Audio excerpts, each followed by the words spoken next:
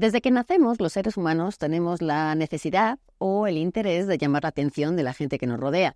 Los bebés cuando nacen lloran para que sus papás puedan acercarse. Los niños llaman repetidamente a sus papás y a sus mamás por su nombre o mamá y papá para que justo se acerquen a hacer lo que ellos quieren. Y a medida que vamos creciendo vamos utilizando otras técnicas porque también las voluntades o las ideas son diferentes. Los jóvenes pues a veces hacen cosas rebeldes, se visten diferente para llamar la atención. Y cuando vamos creciendo pues tenemos diferentes situaciones. Vamos a un restaurante y queremos llamar la atención del mesero. Estamos con los hijos, con los alumnos. ¿Y qué les digo de la publicidad? Donde se trata de captar a los clientes y poder estar más con la atención de la gente que nos pueda escuchar.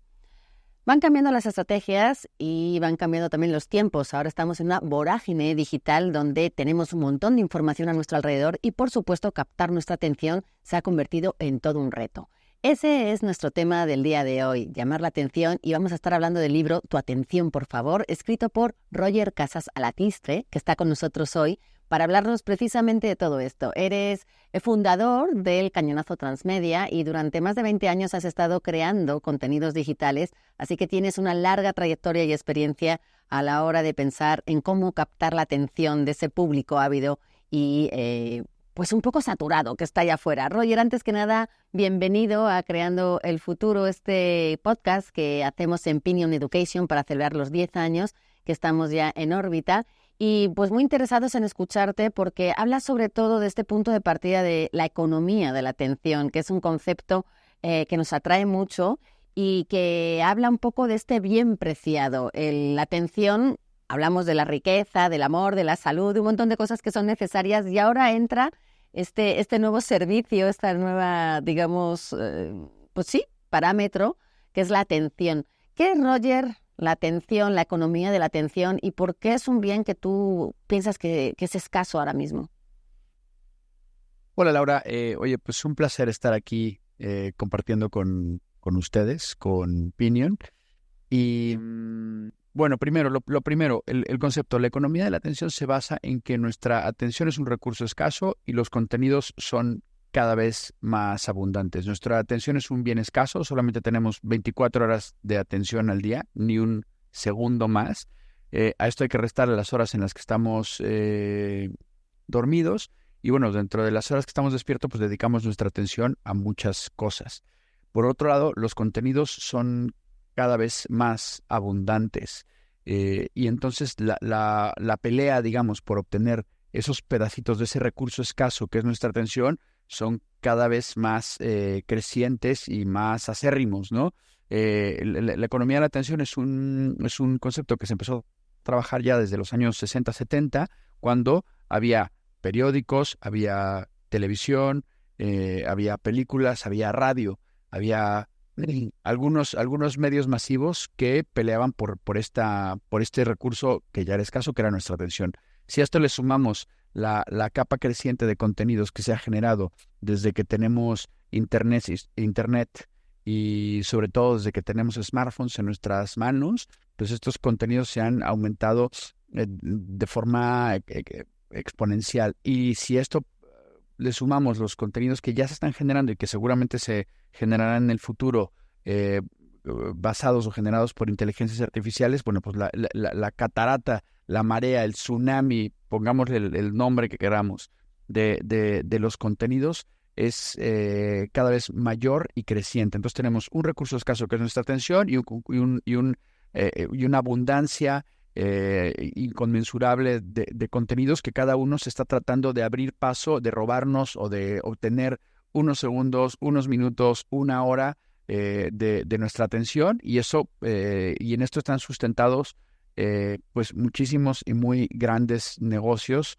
que tienen nuestra atención como foco, ¿no? Es decir, que la gente, las empresas ganan dinero por lograr que nosotros estemos, aunque sea unos segundos, mirando hacia donde ellos quieren que veamos. Que yo me imagino que esto tiene una serie de consecuencias. Para las empresas, pues evidentemente tienen que poner en marcha una creatividad que si antes tenía mucho tiempo para poder desarrollarse, ahora es muy efímera, ahora es muy inmediata. Y yo me imagino que la manera en la que los usuarios, los prosumers, como tú los llamas en algún momento, pues también cambia esa manera de dirigirse a nosotros. Y también para los consumidores, pues tiene unas consecuencias porque significa, no lo sé, luego nos lo dirás también, que nuestra atención se ve muy disipada, está muy dispersa. Realmente nos quedamos, antes decías tú, 1 hora viendo un contenido. ¿Es posible eso ya a estas alturas? Sí, a ver, bueno, por partes. Primero, sí, la batalla, te digo, es cruenta. La batalla es, se combate cada vez más con mejores recursos y no solamente implica a las grandes empresas, a los grupos mediáticos, a las productoras de cine o a las plataformas de contenidos, a las redes sociales, sino que nos involucra también a nosotros mismos como generadores de contenidos, ¿no? O sea, es el canal de TikTok de tu sobrino o el canal de YouTube de mi tía donde pone recetas de cocina, pues todos en cierta forma queremos obtener una dosis, un pedacito de esa atención, ¿no? Entonces, insisto, nos involucra a todos y todos en cierta forma estamos de los dos lados de la mesa, porque todos, de alguna u otra forma, generamos algún tipo de contenido, así sea mandar un meme a un chat de WhatsApp, y al mismo tiempo estamos en el otro lado de la mesa y que probablemente sea el más importante, que es en nuestro lado como consumidores, en donde, pues yo creo que todos lo hemos notado, ¿no? Que, como bien dices, cada vez es más difícil que nos concentremos en ver una película sin mirar al teléfono en ningún momento dado. Cada vez es más complicado que nos concentremos en leer perdón, en leer un libro de, oye, voy a sentar a leer este libro y me lo leí en una semana. Eso no nos pasa hace mucho tiempo porque cada vez nos cuesta más el poder concentrarnos y dedicar nuestra atención plena y constante a algo, ¿no? Estamos llenos de distracciones, estamos llenos de dispositivos que nos están diciendo, ven y mírame porque a lo mejor ha pasado algo y nos damos cuenta que si nos desconectamos 3 días, 4 días, una semana, pues no pasa nada, ¿no? Pero nuestro cerebro va necesitando cada vez más de estos estímulos y nos vamos acostumbrando a estos dopaminazos, ¿no? Que es encontrar algo que digamos, esto me divirtió, esto me satisfizo, aunque sea por unas décimas de segundo, para luego seguir a buscar algo nuevo, ¿no?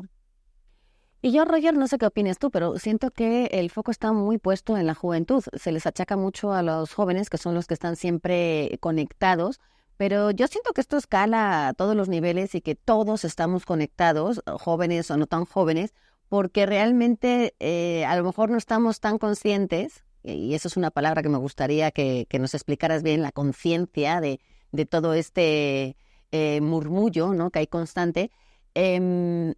Que somos parte de todo esto que está pasando, ¿no? No solamente los jóvenes porque están ahí pegados a la pantalla, sino que todos estamos generando ese contenido de alguna forma.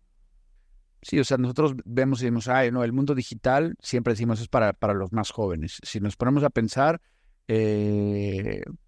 y a ver cifras, pues ya las personas que están ya en la tercera edad técnicamente, que tienen 70, 80 años, pues todos traen sus teléfonos celulares, ¿no? En el bolsillo y los usan de una u otra forma, insisto, a lo mejor no son las mismas plataformas, pero la atención y el foco está ahí, ¿no?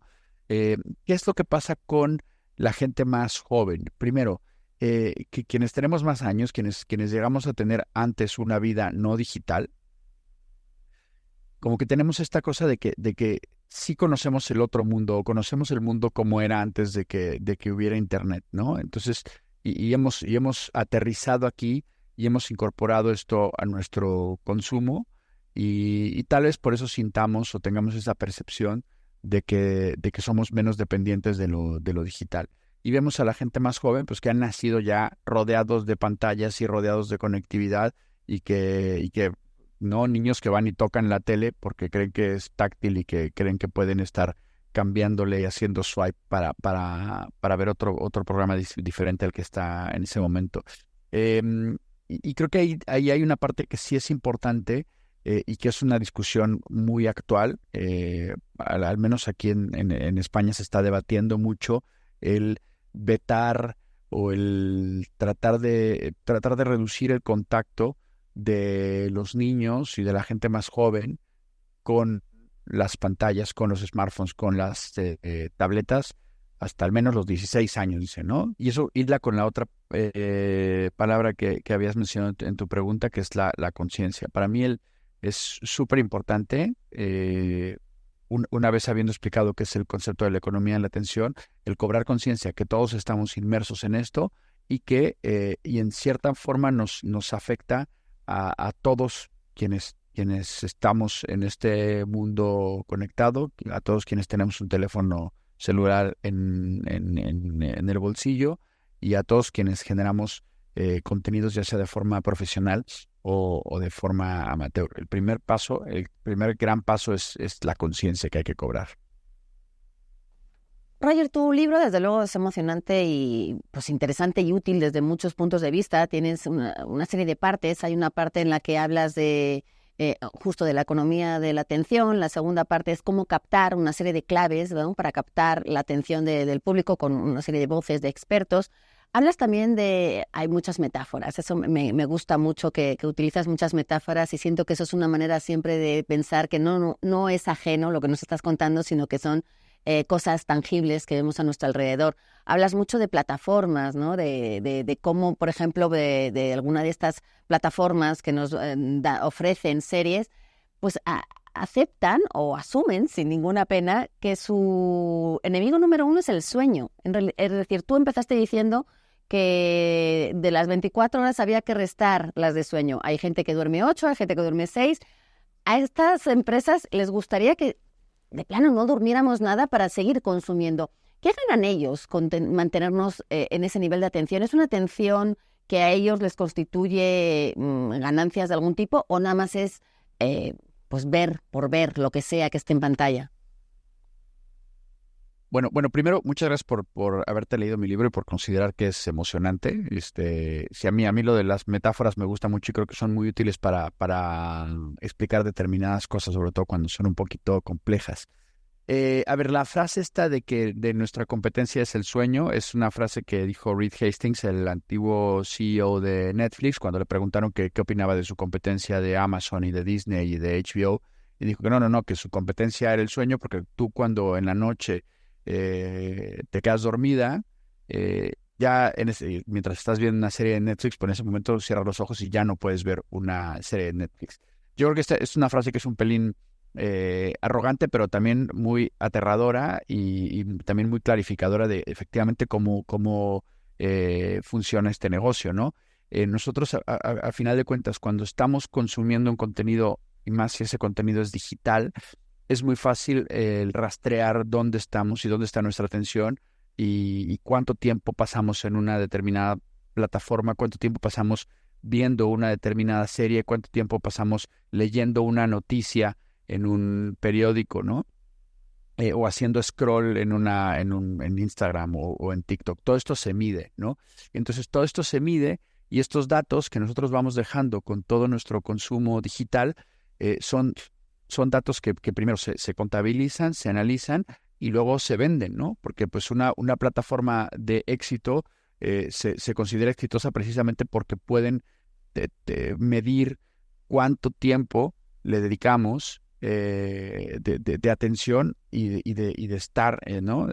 Atendiendo a estos contenidos. Entonces, si por ejemplo un periódico online mide que tú has estado 30 segundos viendo una noticia, pues eso lo suma a los tiempos de consumo del resto de usuarios y entonces va con una agencia o con una marca y le dice, oye, pues mira, yo tengo usuarios que están de media 30 segundos en mi plataforma y además tienen estos gustos y además tienen estas edades y además viven en tal lugar y entonces tú que quieres vender refrescos o que quieres vender seguros o que quieres vender hamburguesas, puedes dirigir tu publicidad a estos a estos usuarios de una forma mucho más segmentada que si compararas, por ejemplo, un spot en una plataforma de televisión, que también una plataforma de televisión o un canal de televisión abierto también tiene estos métodos para contabilizar cuánto tiempo pasamos viéndolos para luego poder revenderle estos datos y revenderle este tiempo que nosotros pasamos pues a quien quiera captar o rentar esa atención que nosotros estamos poniendo para comunicarle sus fines, ya sea, insisto, un producto, un servicio o un partido político, ¿no? Ahora que vienen elecciones y que se va a poner esto de moda. Se va a poner bien bonito para captar nuestra atención, sin duda alguna. De todos los fenómenos que tú has podido analizar para escribir este libro, ¿hay alguno que te haya llamado la atención o que te haya preocupado un poco más a la hora de encarar o de afrontar esta economía de la atención, como empresario y como usuario? Yo creo que a lo que cae uno en cuenta es que yo creo que vivimos en un tiempo maravilloso en el que prácticamente desde un teléfono, de un smartphone, se puede producir una película y que al mismo tiempo esta atomización de las audiencias nos permite generar contenidos cada vez más dirigidos, cada vez más minoritarios, que a mí eso me interesa mucho, ¿no? O sea, este podcast probablemente hace 10, 15 años no podría haber sucedido. Y ahora, sin embargo, sí se puede porque sí hay una posibilidad de que genere una audiencia y de que llegue a la gente, ¿no? Esto a mí me hace pensar y me emociona porque digo, pues, oye, es un contexto al que estamos llegando, en el que se pueden hacer muchísimas cosas de forma creativa y que se pueden tocar muchísimos temas y se puede llegar a gente que antes no se podía llegar. Digamos que la parte negativa de todo esto es que luego hay tantísima oferta que luego es muy complicado para los usuarios, primero, el poder llegar al contenido y luego el poder tomar una buena decisión de a qué película, a qué podcast, a qué libro, a qué canción quiero dedicarle mi atención, ¿no? O sea, creo que hay un tema que también es muy revelador, que es la propia nomenclatura y de cómo le llamamos a todo esto, ¿no? O sea, estamos consumiendo contenido, ¿no? Consumiendo contenido. O sea, pasamos de quiero ver una película o quiero escuchar una canción a quiero consumir contenido, ¿no? O sea, creo que ahí se nos ha perdido algo que yo creo que es muy valioso y muy importante, ¿no? Y creo que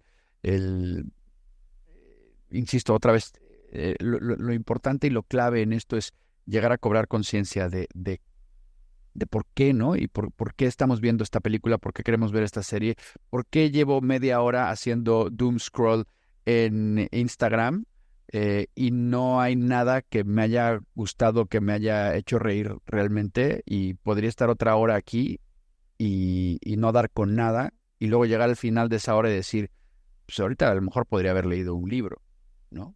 Y es algo que nos ha pasado a todos, ¿eh? O sea, uno empieza viendo un video y como además el algoritmo nos adivina perfectamente por dónde vamos, de repente empezamos a estar media hora viendo, no sé, momentos de un concierto al que nunca fuimos o ya nos vamos a otro lado y ya, perdimos esa hora. Hablas del podcast, Roger, porque efectivamente este libro terminó siendo un podcast, aunque he oído por ahí que era más bien la idea era contraria, empezar por el podcast y seguir con el libro, pero bueno, da igual porque lo tenemos en dos formatos, con dos lenguajes diferentes y de alguna forma están siendo actualizados de justo lo que tiene que ver con la atención que va cambiando cada día. ¿Cómo ves tú la economía de la atención en las aulas? ¿Cómo se podría trasladar esto a, no sé, darles herramientas quizá a los jóvenes para poder estar más conscientes de a qué se van a enfrentar, qué es lo que tienen entre manos?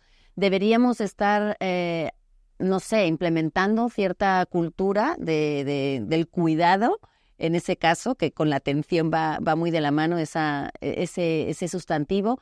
¿Qué harías tú o qué recomendarías tú, por ejemplo, a la gente que tiene jóvenes cerca? Ok, voy por partes. Primero, sí, efectivamente, hablando del podcast, el proyecto de Su Atención, por favor, consta de un libro que se llama Tu Atención, por favor, y de un podcast que se llama Su Atención, por favor, y no es un libro del podcast o un podcast del libro, sino que son como proyectos o sea, son contenidos hermanos que forman parte de un proyecto transmedia más amplio.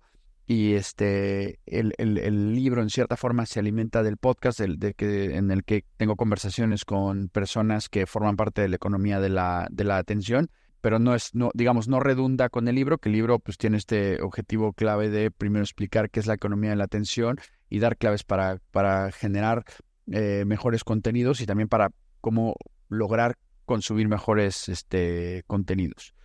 A la segunda parte de la pregunta, pues a ver, el tema de la educación es un tema que yo creo que es especialmente delicado para tratar dentro de la economía de la atención, porque, porque la educación necesita de esa atención. Las grandes corporaciones, las grandes empresas que están buscando obtener la atención, pues antes estaban fuera de las aulas y antes las aulas eran como territorios más inexpugnables, ¿no? Hoy en día, pues tenemos aulas en las que los niños o los chicos o los alumnos universitarios o de posgrado, pues va todo el mundo con su computadora, va todo el mundo con su teléfono, va todo el mundo con su iPad y es bien complicado el poder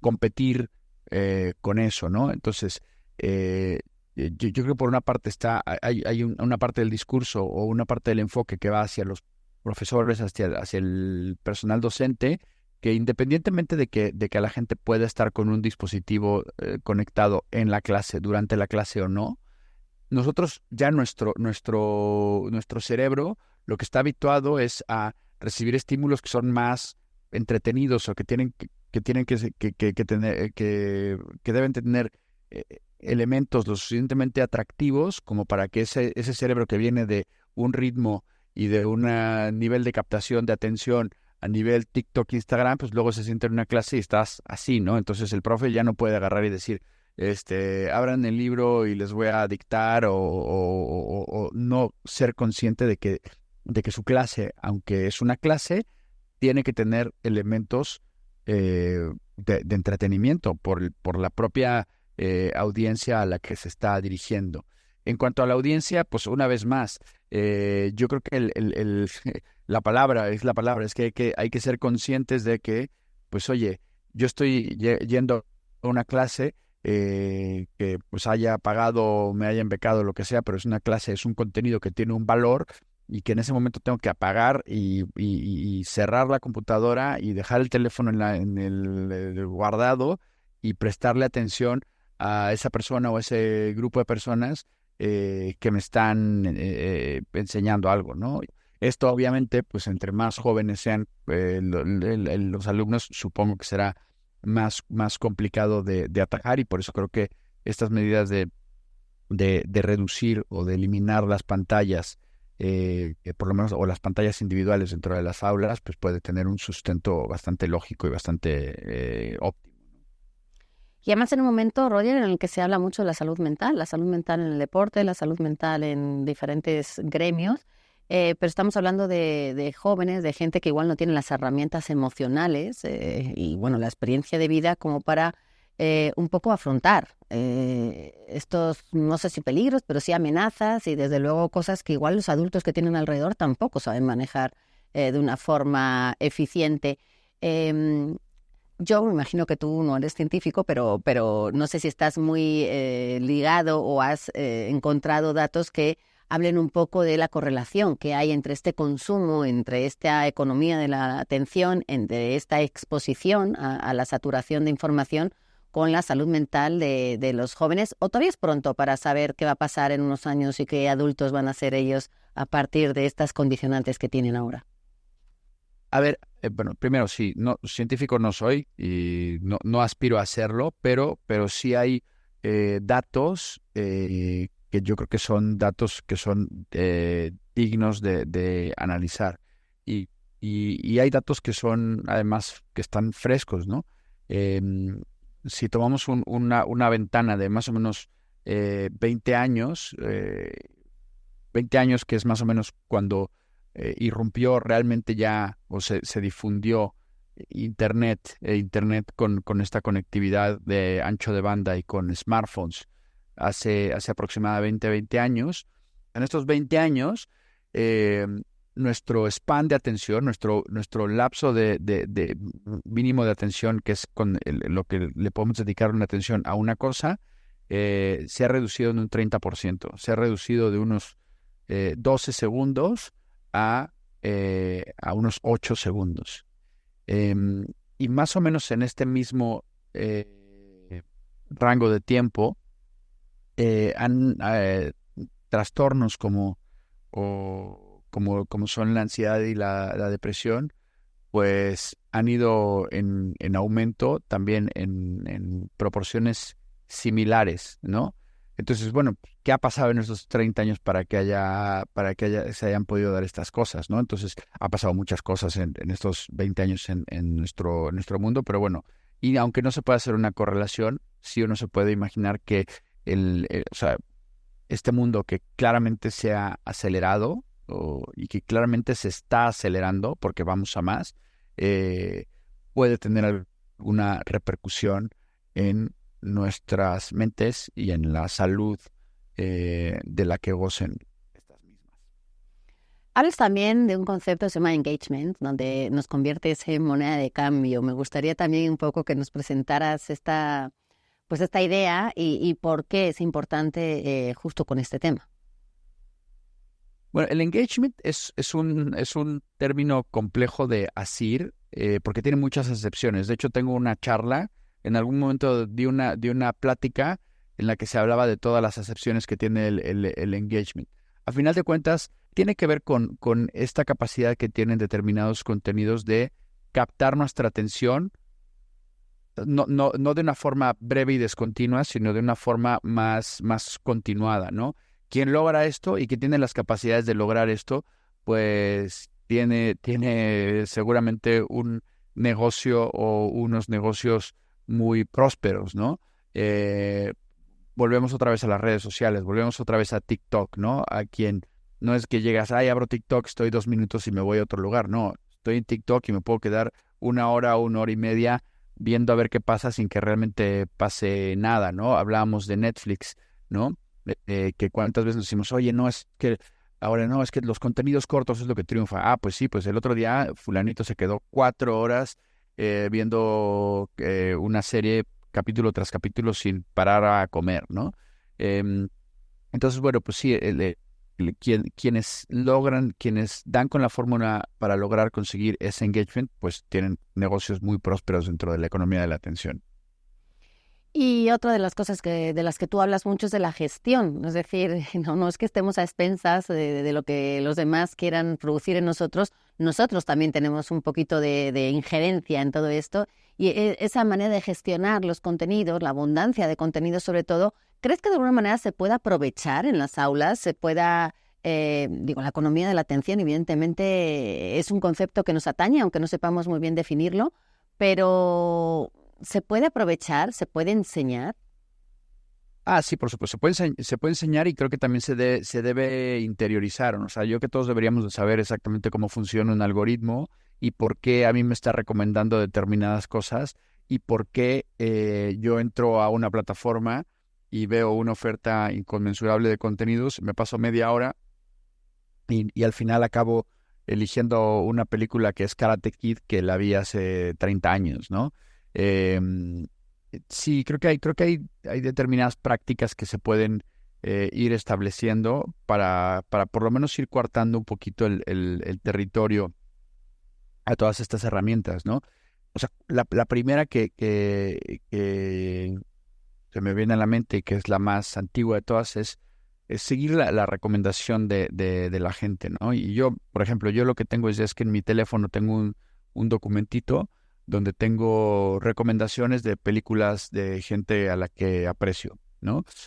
Entonces, una cosa que hay que hacer y que recomiendan los expertos en esto es no entrar en una plataforma sin saber qué es lo que quieres escuchar o qué es lo que quieres ver, ¿no? Si tú entras a Spotify, vas porque quieres escuchar a John Coltrane o a Rosalía. Si vas a ir a Netflix, sabes porque quieres ir a ver esta película que te dijeron que está ahí, no ir a ver qué pasa, porque pues probablemente pase mucho tiempo y no pase nada.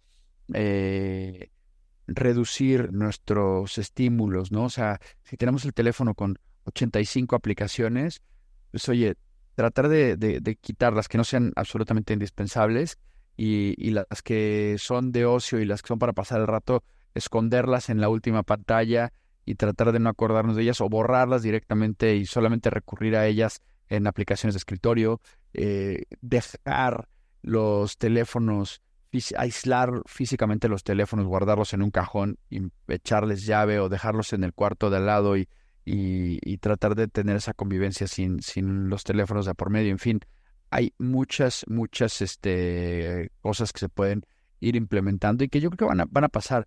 Eh, Estamos aprendiendo a usar estas cosas. Estas máquinas no son perfectas, se están mejorando y nosotros somos, en una de las metáforas que a mí me gusta mucho para explicar esto, somos la generación conejillo de Indias de esto.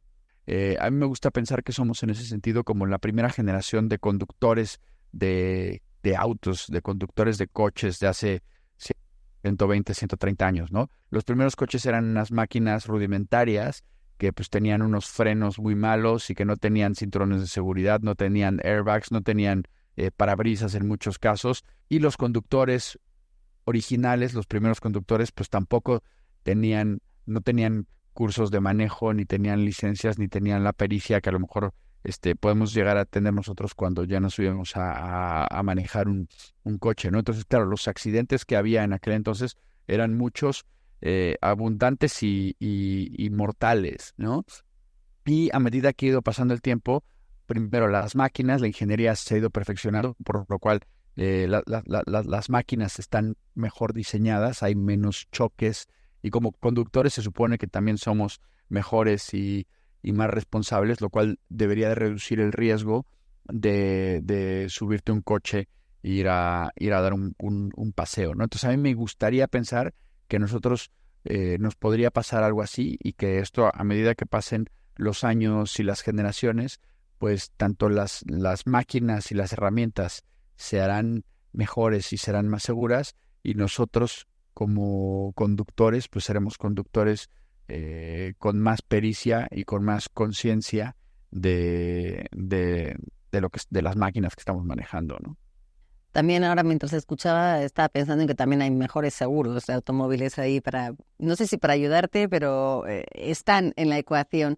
Les dije que Roger escribía con muchas metáforas, también habla con muchas metáforas y ayuda muchísimo a comprender todo esto. Se nos va el tiempo, Roger, y yo no te quiero entretener más, pero creo que la última pregunta que quisiera hacer, pues evidentemente tiene que ver con la ecología, porque la ecología está presente en todo, la ecología es un tema que nos atañe y que nos debería importar, incluso más de lo que nos importa, y que también está presente en esta economía de la atención. ¿Nos puedes contar un poquito también para terminar esta relación? ¿Qué tiene que ver la ecología en esto?